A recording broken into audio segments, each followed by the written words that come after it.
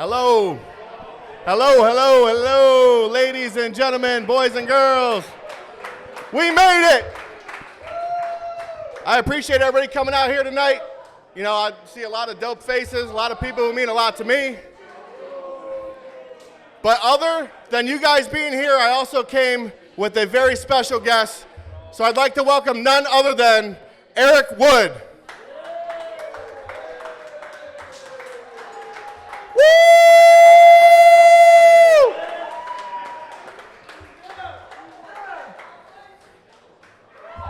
Woo! Yes, sir. I think the cowboy hat looks good, man. You might have to take it. I found this cowboy hat upstairs. It's Joe's, so if you don't like it, blame him. Yeah. I think this was from one of his Christmas shoots. Yeah, it was a prop. It's not real. But how's everybody doing? Everybody ready for Bills football or what? I love it. Eric, thank you so much for pulling up, man. Yeah, for sure. My pleasure. Awesome spot down here. Love being back in Buffalo. Let's have some fun. Yes, sir. So what are you looking forward to most this season as opposed to last year? I mean, every season's different. You know, my role stays the same as the broadcaster, but each team's different. And this is the most unknown of any Bills team that I've covered, really, since I've been covering the team. I mean, originally it was a lot of the guys I played with.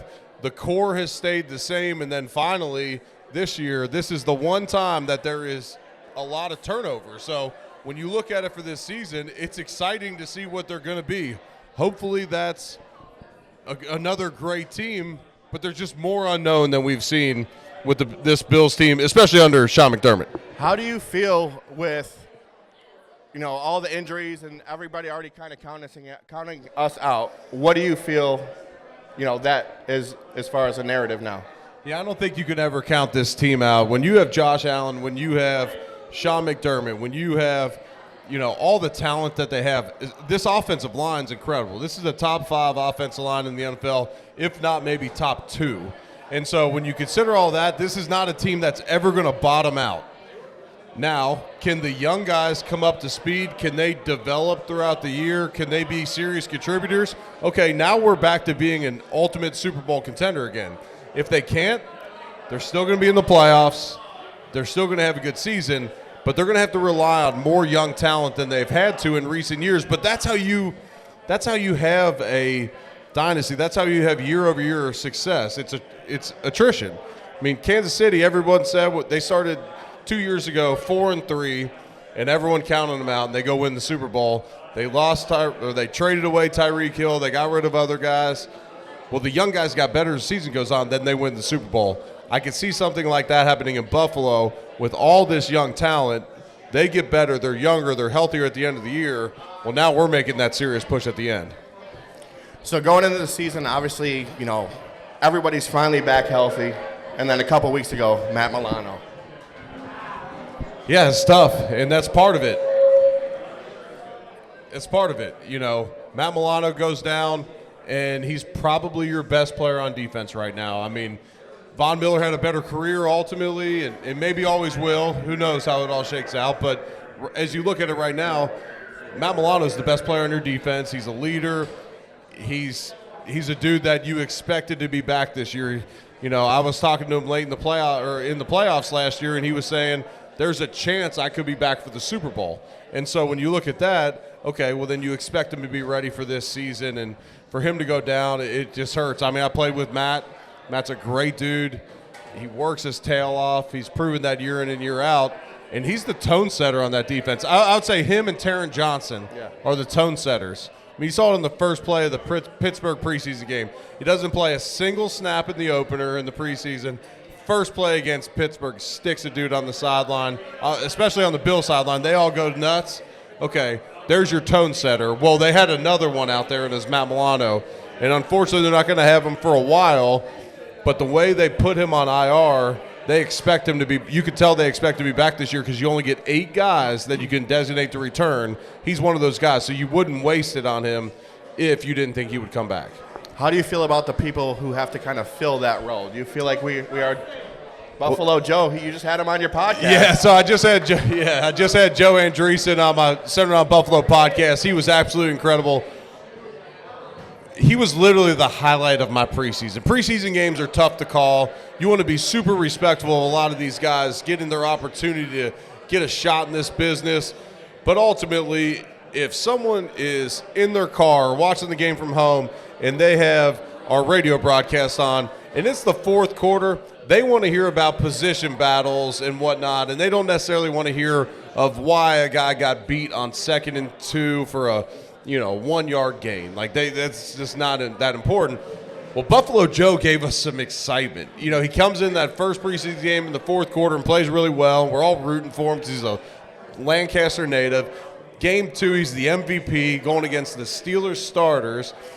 But then ultimately, when you look at who's going to replace Milano, Dorian Williams played well last year. Now, he's a downhill thumper. He played in a system at Tulane where he really got to freelance.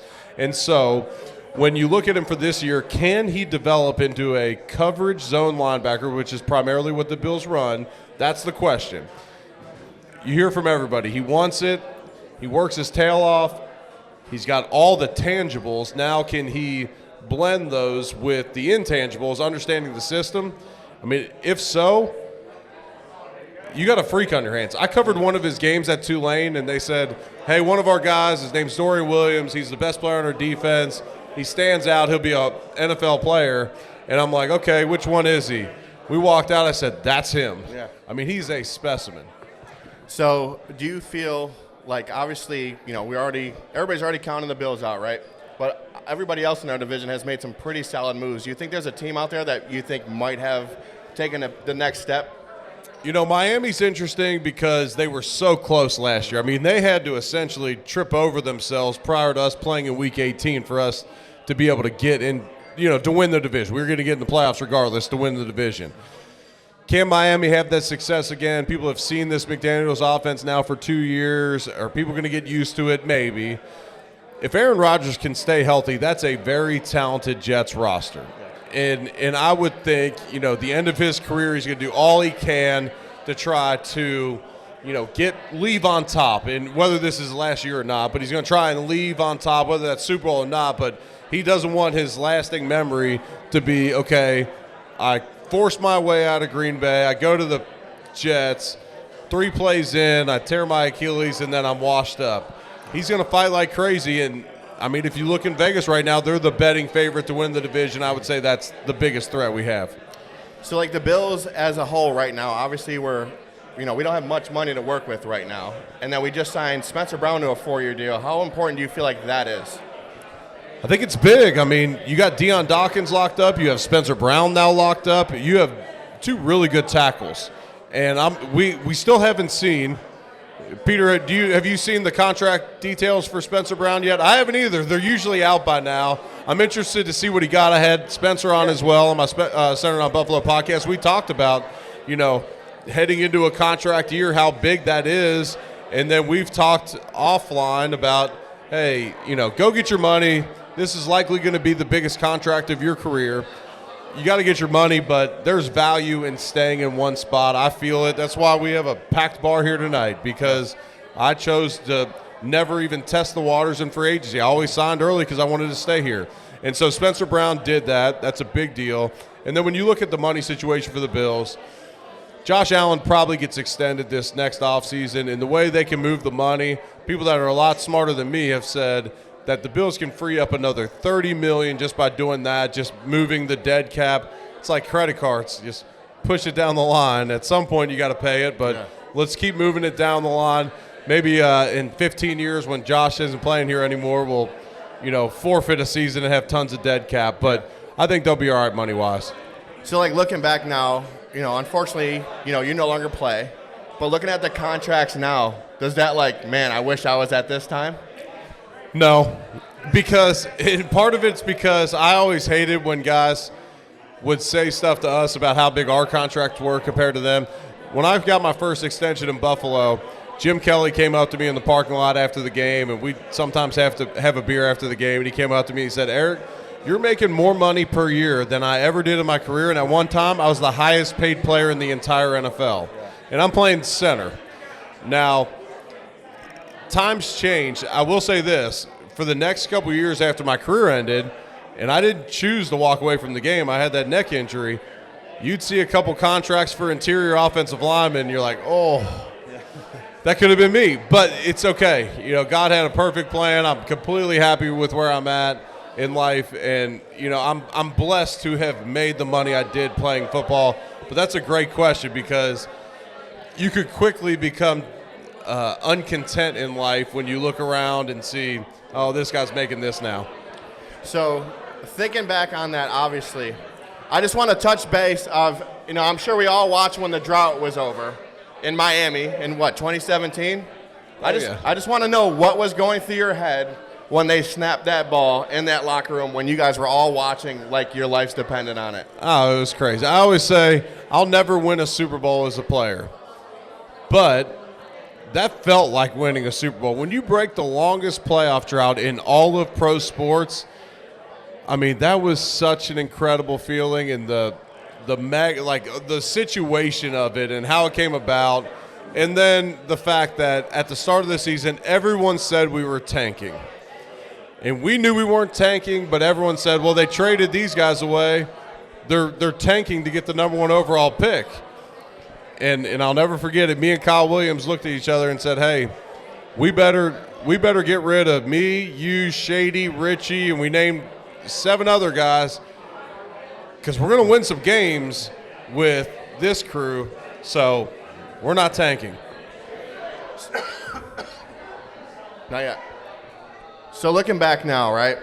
Obviously, you know, the Kyle Williams story, crazy, just the way that ended, you know, for him especially. Do you still talk to Kyle? I still talk to Kyle. Okay. Miserable old fart. Yeah. I'm surprised he hasn't been back up here, to be honest. You know, so Kyle coaches high school football. So during the season, he's very tied up. He's got 5 kids. Yeah. They have a lot going on. And, you know, Kyle, to him, like, and he actually has been up, just he hasn't done the legend of the game and all that. Yeah. He has been up since his career ended, but it's not in the same capacity that others do. And for a guy that is well-spoken as he is, was a leader on the team, Kyle doesn't love the spotlight as much as maybe some others do. And some make a profession of it, and some try and stay in it. And for Kyle, it's been more comfortable for him at this stage to be at home and raise his kids and spend time in Louisiana. Tough question time. Ready? Do you miss the game? Yeah, but I always compare it to a round of golf. You remember the best shots you hit, you remember the good times, and then you kind of forget about some of the really tough times.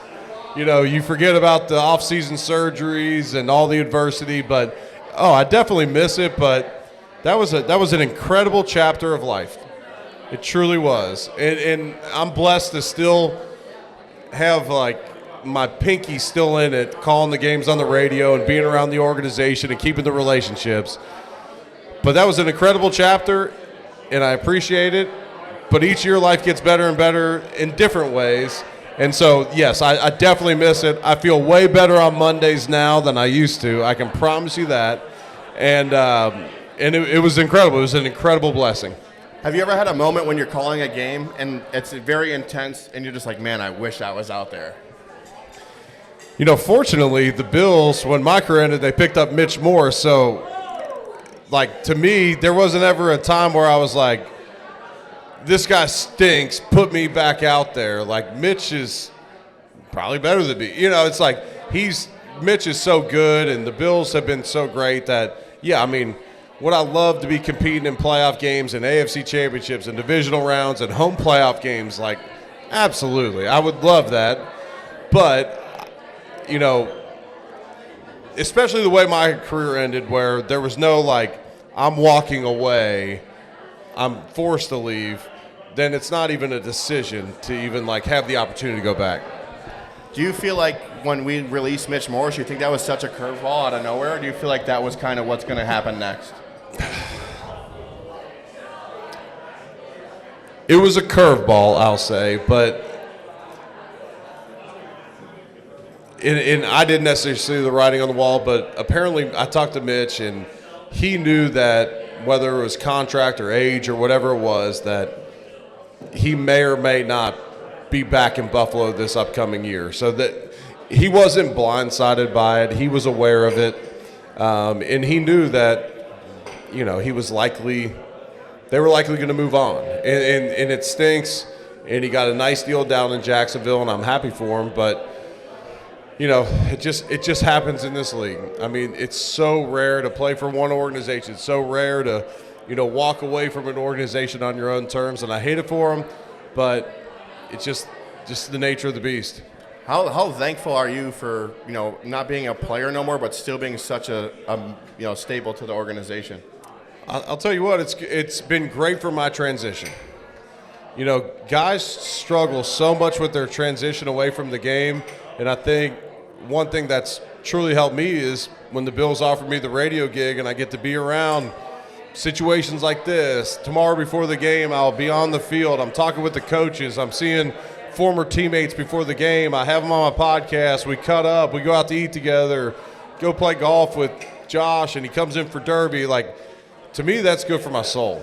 And so for me, I'm just incredibly blessed to be able to do this. And, does a CBS job calling games around the country pay more? Sure. Do I chase it? No, because it's so much fun for me. I mean, we have road games where I'll go grab a beer with Brandon Bean and catch up with him. It's like, for me, that's a good friend, and I get to see him weekly. It's just good for my soul. So heads up, you and Josh on the golf course, 18 holes. I think individual score-wise, he's never beat me. But the last time we played a match, him and his agent beat me and Brandon Bean at my home club at Valhalla, where the PGA Championship just was. So Josh, I guess, has the edge since he got me the last time. We both played in the 117 holes event together, but we didn't play in the same group. But I bet I would have got him that day. So speaking on the 117 holes, obviously you do a lot of work with O'Shea. How important is that to you to just continue to just give as much as you can to that?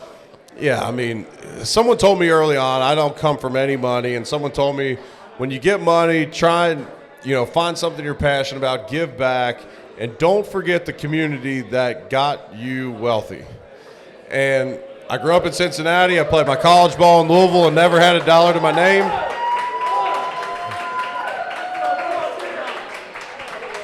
Thank you. I grew up in Cincinnati. I played my college ball in Louisville and didn't have a dollar in my name. I come to Buffalo and was able to make a good amount of money up here. So I created the Eric Wood Foundation. It's become the Evan Wood Fund. My little brother passed when he was 11 years old, so it's named after him. My name will be known around these parts because I played ball up here. I call the games on the radio. Well, my little brother Evan's name's going to be known because of the community impact and helping families that have sick or disabled or chronically ill children. And so we've just enjoyed being a part and partnering up with O'Shea. They've been just an incredible partner in all of this, and it's been extremely rewarding. And I'm pretty sure everybody in this community appreciates that more than you absolutely know. And thank you. And I tell people, because we do one annual charity event, and we have 40 or 50 people come up from Cincinnati, Louisville, from Florida, from all over. And I say, just know every dollar stays in Western New York. That money doesn't get spread out. And so because of that, I'm like, if that's not what you're passionate about, don't feel obligated, and they just give and give and give. It's incredible. So growing up in Cincinnati, obviously you were a Bengals fan, right? I was. So do you want to share with them what happened your first game against the Bengals? That's funny. So the first time we played at Cincinnati, I don't love being in confined spaces very long. And so when you're sitting there waiting to run out of the tunnel, everyone's packed in, it's hot as hell, it's September, and I'm like, so I was always up front when we were running out of the tunnel. It wasn't because I was like the best looking dude off the bus, like the biggest and the strongest, or even a team captain at the time. I just hated being cramped up in that hot tunnel. So I'm up front, and I'm the first one to run out of the tunnel at Cincinnati.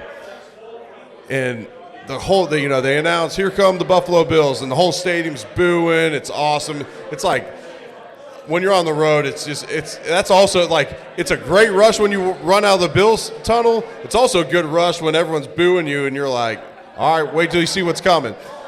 I ran to the Bengals sideline on accident because I was the first one out, and I'm running to the wrong sideline, and the rest of the team's going the other way. And the first person to meet me was Ryan Fitzpatrick, and he was like, I'll never let you live that down, buddy. I was like, I'm sure you won't. So what had happened was we have ball boys on the other sideline. So we have ball boys on both sidelines because if the ball goes out of bounds, they have to throw another one in. So we have people in Bills clothes. The first person I saw on their sideline was one of our ball boys, and I just took off running. Well, I didn't notice that everyone else was in Bengals gear. How long did it take for you to be able to like confidently tell that story? I mean, I'm cool with it, but I'm running towards their sideline, and I'm like, oh, crap, I'm going the wrong way. And so I veer across the sideline thinking, well, no one probably noticed. Dude, Fitz immediately just starts roasting me. Do you have like a favorite memory, like an end game? Like what was your favorite game that you played in? If it comes up, like if someone asks me that, for some reason the first game always comes in 2011, third game of the season. We're playing against the Patriots at home. We're 2-0. They're 1-1. We send them to 1-2, and we beat them at home. And, I mean, that season I get hurt, Fred gets hurt, Fitz broke his ribs, didn't tell anybody, and the season got derailed. But that first stretch of the season, that first 7 games, we're 5-2. Our 2 losses are at Cincinnati by a last-second field goal. They make the playoffs. And at New York, last-second field goal, they win the Super Bowl. That's our only 2 losses in the first 7 games. We were stinking good that year. Now, we were thin because we had just gone through another coaching change. So we're thin on our roster because we're not drafting towards the same scheme every year. But that was probably my favorite. If you gave me 20 minutes to think about it, I might be able to figure out another one, but that's what comes to my brain first. So like in the same sense, like your favorite NFL moment, would that kind of be the same thing? Probably. I mean, my first ever game in the NFL was a preseason game, the Hall of Fame game in Canton, Ohio. That's where I played my junior and senior year state championship in Ohio, which was really cool to then go play your first game in the NFL there, like full circle moment. I mean, I'm not saying that was my favorite NFL moment, but putting on a Bills uniform for the first time for real, being at the Hall of Fame game, getting my first, it was preseason, but I started the game, that was pretty special. So after, your last season, I know you told me the story, but like at what point in your head were you like, man, I can't believe that this is actually over? Ooh, I mean, I was sitting there in the delivery room waiting on the birth of my son thinking, man, I might have to get a neck surgery. How bad does that suck? But I should be back for next year to this is completely over. And, it was very, very tough. But I've been blessed to have, so many people around me that have created perspective in my life. From my little brother who passed when he was 11, to all the families we met at Oshad, to so many people that have faced extreme adversity that, yes, it's terrible my career ends the way it did, but in the grand scheme of things, there were so many blessings along the way that I'm never going to sit there and have a pity party, because if you would have told me as an 18-year-old, you're going to have a 9-year NFL career, be a first-round draft pick, a Pro Bowler, play for the same team in the NFL, be a captain for 3 years, I'd have locked it in. So how am I going to complain if it just comes up maybe shorter than I would have wanted it to? But at the end of the day, like I said, we talked about this before. You are completely okay with exactly how everything worked out. Yeah, absolutely. I'm a man of faith, and I feel like that's how it was supposed to go. I mean, I could give you 50 reasons why I'm the luckiest dude you ever met in your life. And so, yes, you accept when tough things happen.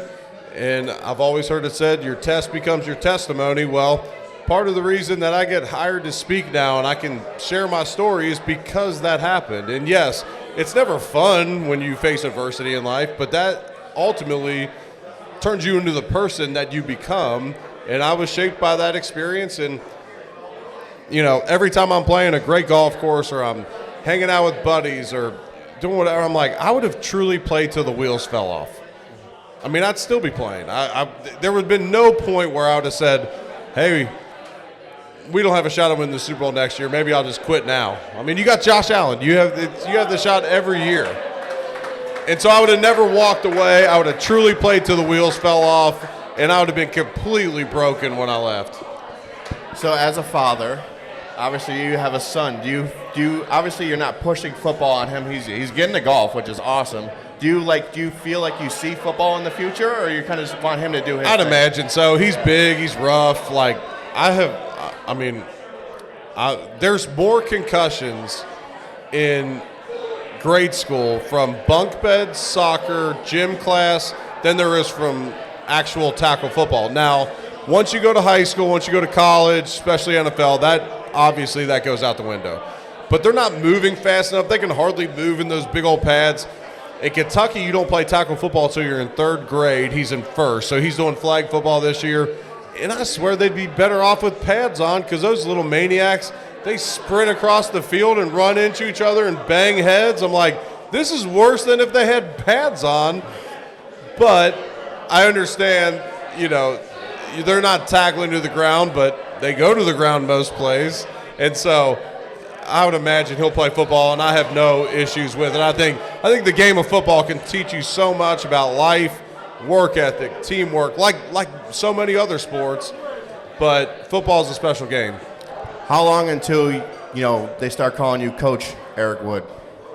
The problem, not likely in college or NFL for a long time because, I respect those coaches, and I have so much adoration and respect for so many coaches that mentored me and poured into me. But the amount of hours they put in it makes it very difficult to be the husband and the dad that I want to be. And then right now, calling the Bills games, like especially in the fall, it's really hard for me to coach a sport. Now, I'll help out during the week, but I don't want to say, hey, I'm going to be a coach and then not be there for the games on a Saturday or Sunday. Now, in the spring, that's easier. So whether that's basketball, baseball, that becomes easier. And I will be coach then, but I'm not going to be coach to Josh Allen or Mitch McGovern or those guys. Do you have any interest in teaching, as far as the position, like training? Yeah, and it's funny how life presents you opportunities. There's a kid, Cole Spencer, from Louisville. He went to Western Kentucky, transferred to Texas Tech, and he was going to training camp with the Titans. I worked with him a little bit this summer, stayed in contact with him through training camp. He went undrafted, and he made their practice squad, and he was really close to making the 53. He was one of their really late cuts, but he's on their practice squad. Well, I got to work with him, and that's fulfilling. I'm watching his preseason games like I'm his brother, his dad. I guess I could be old enough. I would have had to have him when I was 16, so maybe not realistic. But, I feel like I'm like his brother, but I say that I'm almost closer to his dad's age. But I've had unique opportunities to be able to do some of those things. When's the last time you snapped a football? That's a great question, and not as long ago as you think, because now it's like, every center in Louisville playing grade school football, they're like, Eric, can you help my son? And I'm like, sure, here we go. I'm like, is he one-handed or two? Because I've never snapped the ball two-handed. I didn't play center until my freshman year of college. So, but, it's been probably in the last couple weeks, but it's more just teaching than I'm not lining up and going against guys. So, as soon as your hand touches that football, do you ever just look up like, man, I would run through somebody? Well, I play with all these I play with all these high-level golfers now, and they're like, yeah, just hit the center of the face. And I'm like, Dude, why don't you snap a football between your legs and hit a belly button 70 times in a row and you lose your job if you don't? Like, I did that all through college and for 9 years in the league. You play pro golf, and it is what it is. I'm trying to get there, but I can't hit the center of the face every time. At what point in your football journey were you like, center is going to be my spot? My freshman year, my redshirt freshman year at U of L, the only spot that was open was center, and so that was my way of getting on the field. And once I took over in that spot and figured out, like, there's a leadership component to being the center, there's a certain amount of control, I fell in love with it quick and never wanted to switch. Now, they put me at guard for part of my rookie year, for my rookie year and then part of my second year. But once I got that opportunity to go back to center, that's where I wanted to be. Do you find it crazy how, like, you see, I feel like 90% of all athletes in the NFL were either a quarterback or a tight end or a wide receiver at some point. Do you feel like it's crazy that, like, people are just so athletic that the transition is like, you know what, you're going to be a linebacker, and they make it work? Right, well, I mean, and most offensive linemen in the league didn't play offensive line growing up. Some did, but not all. I played tight end and defensive end for a lot of high school. In my senior year, I played tackle, and I ended up being a center. Well, like you said, you have to be so athletic all across the field. Like, you cannot be an unathletic offensive lineman. These guys might look 350 pounds, but you should see them move out there. So, when you're looking at even these offensive linemen, a lot of them, they haven't been offensive linemen forever, and there's a lot of special athletes on a football field now. Those wide receivers, DBs, they're a different animal. They're the quickness and everything, but, there's a lot of tight ends that are a few double cheeseburgers away from being a left tackle. Yeah. Do you have, like, a dream position? Like, you're like, oh, I wish I would have did the tight end or? Yeah, I mean, it'd have been fun to catch passes. It would have been fun to play defense and rush the passer. It'd have been fun to play quarterback. But when you're a part of an offensive line, it's amazing. Like, we don't get a lot of the glory on Sundays, maybe from the media, but it's amazing how jealous people get of the offensive line in a NFL facility because we have 10 of us. We have the biggest position group in stature and in size and in numbers on the entire team. And it's amazing how many people want to be a part of a group like that. And we all rely on each other every single play. If one guy messes up, the O-line messes up. If one guy messes up at receiver, that individual messed up. It's not a group thing, and so there's a special bond with that I would never want to give up. Two-piece question. So as a lineman, you see it all the time. I don't know if this was a long-going thing. You see quarterbacks always buy their O-linemen something for the holidays. The first question is, what was the dopest thing you've ever gotten, and what was the most unique thing you've ever gotten? Oh, so I never played – so this is like no judgment because I never played for one of these top-dollar NFL quarterbacks. I got an awesome gift, and I still use it to this day. Ryan Fitzpatrick got us those Yeti 110 coolers, but he put his face on the side of it, and I still have it in the garage. I love that thing and still use it pretty often. Now I don't catch fish in Alaska and travel it back, which you probably should use a Yeti for. We just put beers or food in it, but it's okay. EJ Manuel one time got us mini iPod shuffles. Love EJ to death. That was the worst. And I gave it to my father-in-law, though, and he loved it. But it was like, there was iPhones out, and he got us the mini iPod shuffle even without a screen. And we just busted his chops. But look, he's on a rookie deal, not making that much money. It is what it is. Did you give it to him as a gift? Like, here, I got this for you. No, I was like, hey, Richard, he was a mailman at the time, and I said, Richard, could you use this? He's like, yeah, I could definitely use it. I said, it's yours. And now they don't even make iPods. That's crazy to think about time right now. Yeah, that was 1999. I was going to say 2013. I think it was his rookie year. Yep, you're exactly right. So if you can go back to that time, what was the playlist like in 2013? Man, I like good music. Yeah. You know what I mean? Like, I would say primarily country. I like classic rock. I like some hip hop. But I like good music's good music to me. Like, guys on the team would be like, oh, I hate country music. I'm like, what kind of music? Like, I like hip hop. I'm like, well, I'm sure I could show you some country music you like, and I'm sure I could show you some hip hop music that you don't like as well. Like, there's good music everywhere, but I also recognize there's bad music everywhere as well. So obviously, definitely wasn't the game, where you went to the Bengals sideline, but what is the usual song before you'd head out there? It kind of evolved throughout my career. Early on in my career, it was like hip-hop, kid rock, like I'm getting going. Later in my career, it was more like maybe like an awesome concert I went to that previous summer that just gets me in the right spot, like a, Kenny Chesney or a, whatever it may be, just something that like gets me in the right mood, like where I'm at, like I'm in just a good place, as opposed just because as you take on more and more leadership roles, you can't be running out on the field like foaming at the mouth. I'm naturally going to want to kill the dude in front of me. Yeah. I don't need music to get me going there. Now, music pregame and we're all getting hyped up, I can at times get to a place that's probably not optimal for a center, a captain, a leader of the offense. I'm helping the quarterback make checks. Like me fighting with a dude after a play and then working my way back to the huddle late, like that doesn't do any good for us offensively. So before we wrap up here, is there anybody who has any questions for Eric Wood? Before the Q&A, can I get a light beer, please? A little parched. All right, we'll do two. One chugged, one sipped. Two light beers. So three actually. Four. Quick chug. Yeah, true story. Joe had this cowboy hat upstairs, and I got talked into wearing it. But I actually looked he picked it himself. He did not get talked into it. I was like, actually, that looks pretty dope.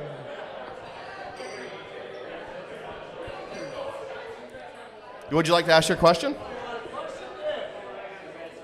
Yeah.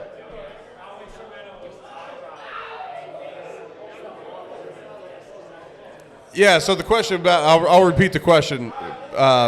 So how instrumental was Tyrod on and off the field? Tyrod Taylor is one of the hardest working dudes I've ever been around. He's with the Jets now. They have a great backup quarterback in Tyrod Taylor. Is Tyrod one of the top 15 quarterbacks in the league? Probably not. Let's just say no. Is he one of the best people you can have in your organization? He'll get along with the starter. He can have a really long career. He's a great dude. He gets a text from his mom every morning, I believe at 4:30, and if he doesn't respond within 5 minutes, she'll be like, get your lazy butt up. What are you doing? I mean, Tyrod, it's cliche in the NFL to say first one in, last one out. It truly is. I've said it about guys that it truly wasn't the case. They're just really a hard worker. Tyrod, it's true. When Tyrod was the quarterback, no one beat him into the building as players, and maybe not even coaches. There had to be at least one person there to open up the building, I guess, turn the lights on. And then Tyrod was not married, didn't have kids. He would eat dinner upstairs with the coaches when we had all left and work on the game plan. I mean, he was all in. Did he have his limitations as a quarterback? Sure. But that dude has all the intangibles. That's a great question.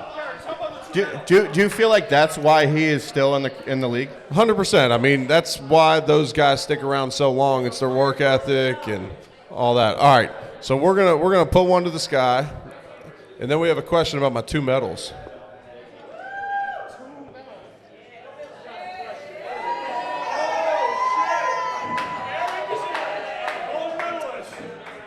I was parched.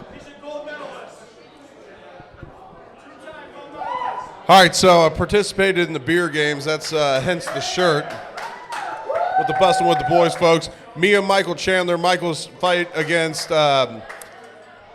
whatever his name is. I'm just kidding. Conor McGregor. It got canceled, so we teamed up for the beer games.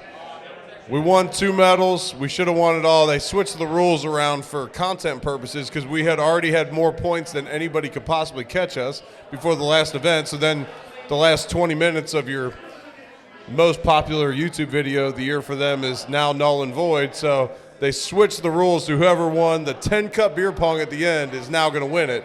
Well, Michael couldn't even stand. He just got out of fight camp. Of course we're not going to win the 10-cup beer pong, but it is what it is. Not that I'm competitive. The video of him snoring, though, was that like a rough night, or you think he was just... No, Michael and Will Compton both passed out. Yeah. They were left. We left them at Taylor's house. Anybody else have a question for Mr. Eric Wood? Yeah. How do you feel about Josh being overrated? Bullshit. I think if anything, Josh is underrated, but I'm glad they said it because not that Josh needs another chip on his shoulder, but I'm glad they said it because Josh does not scroll social media at night. I can promise you that, but it gets back to him, and give me 17 with everyone thinking he's overrated this year, and that'll make me happy. How was it going against Vince Wilfork? Vince was very, very good at doing his job and plugging the middle. Generally not going to like blow you up in the backfield. So like for us as offensive linemen, like a guy like Vince is very hard to move. He's going to do his job. He's going to keep you off the linebackers. But he's likely not going to get a sack, and that's where we get booed out of the stadium. And so it's like, give me a Vince Wilfork over an Aaron Donald any day. But he was listed. Do you remember what he was listed at weight-wise? Yeah, he was always listed at 325. He hasn't weighed 325 since he was 14 years old. I mean, he was no less than 350 and likely not less than 370 at any point in his career.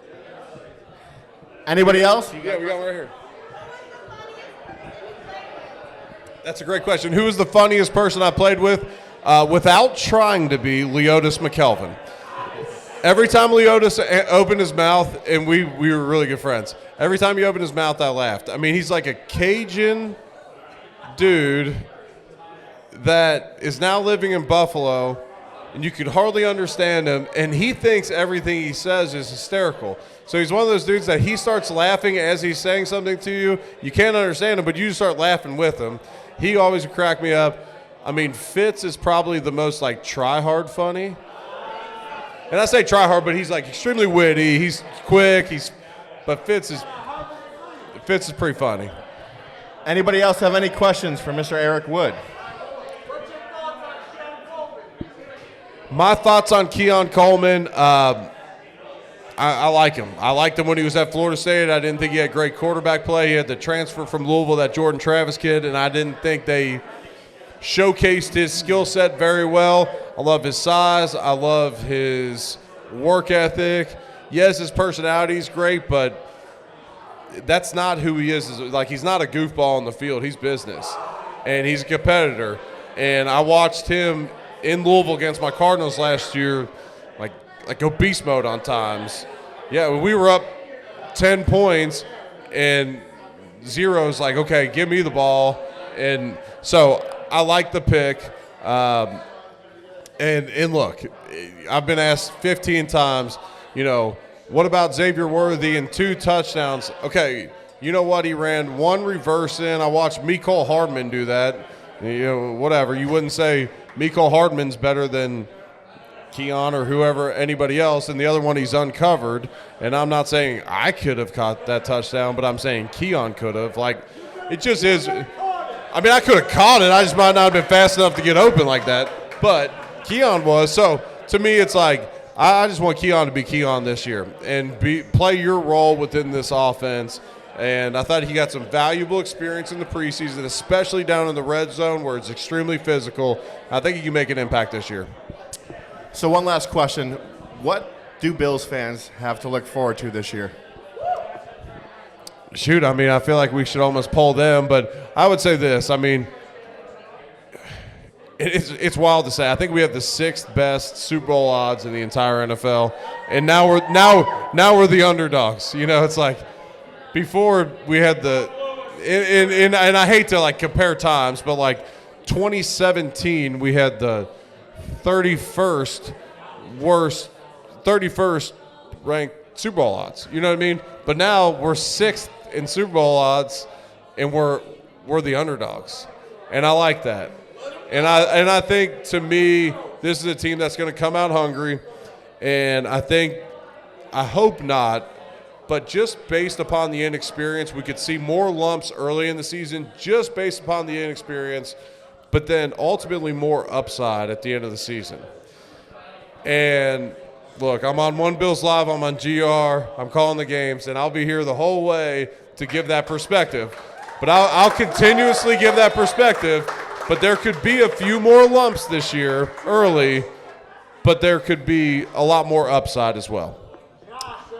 I just want to say I appreciate everybody for being here. This means a lot to me. Ashley and all her friends show up every single time. Ladies and gentlemen, Eric Wood. Appreciate you guys. Thank you, everybody, for coming out. Always love doing stuff like this. Thank you, Joe. Excellent job. Hey, how about my boy here? I talk on a mic for a living. He takes photos for a living and does all that without any notes. I'm like looking for his teleprompter, trying to figure out where his notes are, like hitting on the floor or something. That was pretty good, brother.